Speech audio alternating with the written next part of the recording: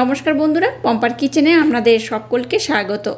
আজকের আমি আপনাদের সাথে কোনো রকম রেসিপি শেয়ার করব না। এখন তো পাকা তালের সিজন, তাই পাকা তাল দিয়ে নানা ধরনের রেসিপি পরে আমি আপনাদের সাথে শেয়ার করব।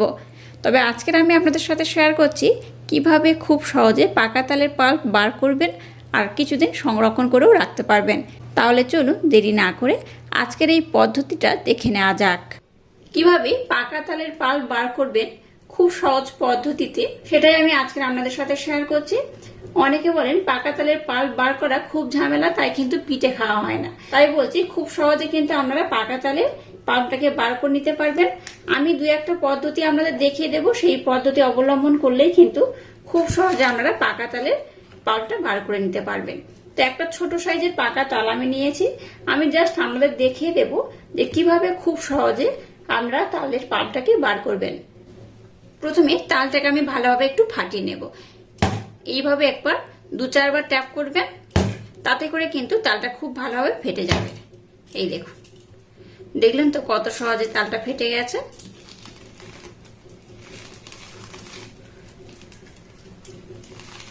এখানে দেখুন তালটা যেহেতু ছোট, তিনটে আঁটি রয়েছে, তবে ছোট ছোট। এবার দেখুন একটা আঁটির এই খোসাটাকে আমি ছাড়িয়ে নেব।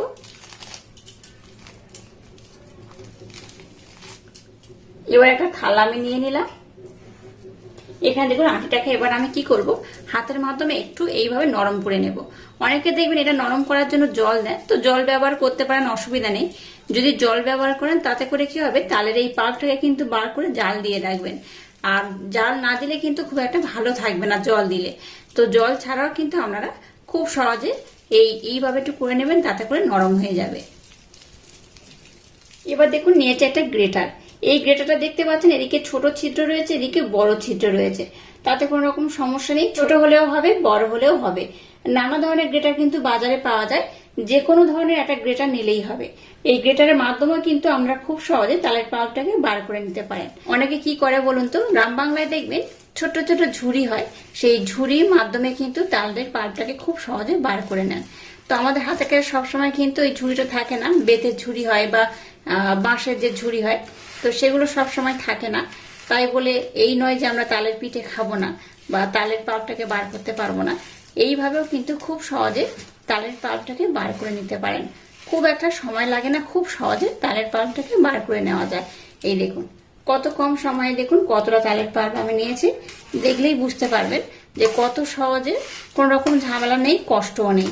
খুব সহজে পাকা তালের পাল্প এইভাবে বার করে নিতে পারবেন।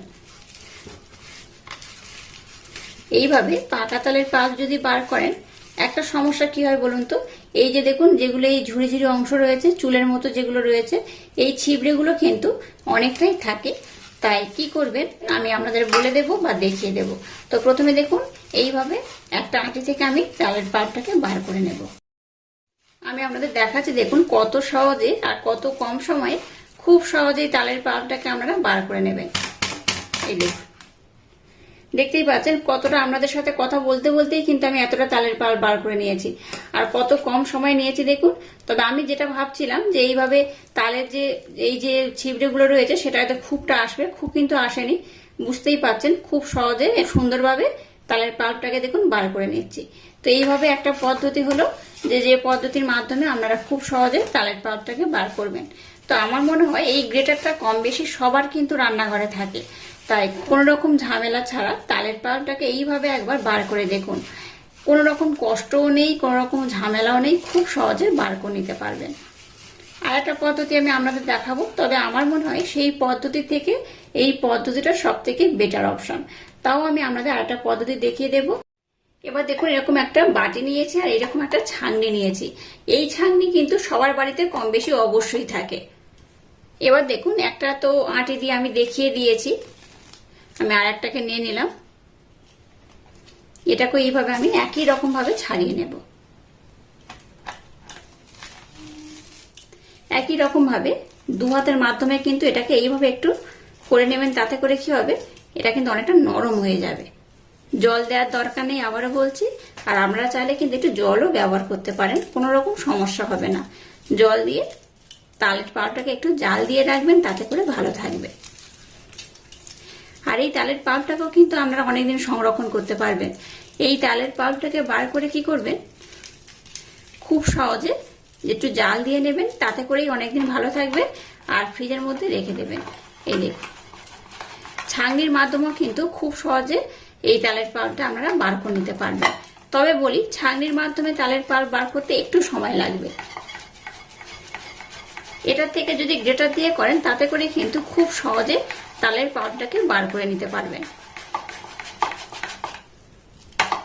এই দেখুন, আমি দেখাচ্ছি, সবে মাত্র করছি, দেখে বুঝতেই পারছেন কত সহজে এই তালের পাল্পটাকেও আপনারা বার করে নিতে পারবেন। আবারও বলছি, ছাঁকনি দিয়ে করলে কি হবে, একটু দেরি হবে, একটু সময় লাগবে। আর গ্রেটার দিয়ে করলে খুব তাড়াতাড়ি কিন্তু এই তালের পাল্পটাকে আপনারা বার করে নেবেন। আর যাদের হাতের কাছে ঝুড়ি থাকবে, সেটা দিয়েও করতে পারেন, তাতেও কিন্তু খুব তাড়াতাড়ি হয়ে যায়। আজকে আপনাদের সাথে কিন্তু এই দুরকম পদ্ধতি শেয়ার করলাম। তো তালের পাল্পের মধ্যে যদি এরকম ছিবড়ে থাকে, তখন কি করবেন, এই ছাঁকনির মাধ্যমে দিয়েও কিন্তু ছিবড়েটাকে আলাদা করে নিতে পারবেন। কিংবা যেগুলো জাল হয়, মশারি যেগুলো হয়, মশারির মতো যে জাল জাল পাওয়া যায়, সেগুলো দিয়েও কিন্তু খুব ভালোভাবে ছেঁকে নিতে পারবেন।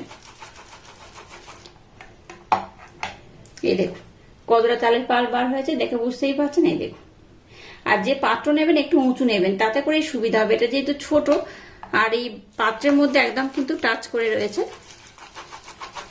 একটু উঁচু পাত্র নিলে কি হবে, তাতে করে এটা খুব সহজে কিন্তু হয়ে যাবে। আর দেখুন, কোনো রকম কিন্তু ঝুড়িরও প্রয়োজন পড়েনি বা তাল ছানার কোনো কিছুরই দরকার পড়েনি, খুব সহজ এটা হয়ে গেছে। যে কোনো একটা আমরা ট্রাই করতে পারেন। তাহলে দেখলেন তো, আমি এগুলো খুব সহজে ভালোভাবে বার করে নেব তালের পাল্পটাকে। তো আমাদের এই দুটো পদ্ধতি আমি দেখালাম, আশা করছি আপনাদের এই তাল ছানার পদ্ধতি আপনাদের ভীষণ ভালো লাগবে। এই দেখুন, দুটো পদ্ধতির মাধ্যমে কিন্তু আমি খুব ভালোভাবে তালের পাল্পটাকে বার করে নিয়েছি। তবে একটা কি সুবিধা বলুন তো, যদি ছাঁকনির মাধ্যমে করেন, তাহলে এই যে ছিবড়েগুলো রয়েছে, এটা কিন্তু আর পাবেন না। এই তালের পাল্পের মধ্যে কিন্তু আর ছাঁকার দরকার পড়বে না, একদম খুব ভালোভাবে তালের পাল্পটা পেয়ে যাবেন। আর এই গ্রেটারের মাধ্যমে করলে কি হবে, একটু ছিবড়ে থাকবে, ছিবড়েটাকেও কিন্তু এই ছাঁকনির মাধ্যমে তালের পাল্পটাকে দিয়ে দেবেন, তাতে করে ছিবড়েটাও খুব ভালোভাবে কিন্তু আপনারা আলাদা করে নিতে পারবেন। আর আজকের এই তাল ছানার পদ্ধতি যদি আপনাদের ভালো লাগে, তাহলে চ্যানেলটাকে লাইক, শেয়ার, কমেন্ট এবং সাবস্ক্রাইব করবেন। আর পাশে থাকা বেল আইকনটা প্রেস করে দেবেন। তাহলে টাটা, আবার দেখা হচ্ছে নতুন কোনো রেসিপি নিয়ে।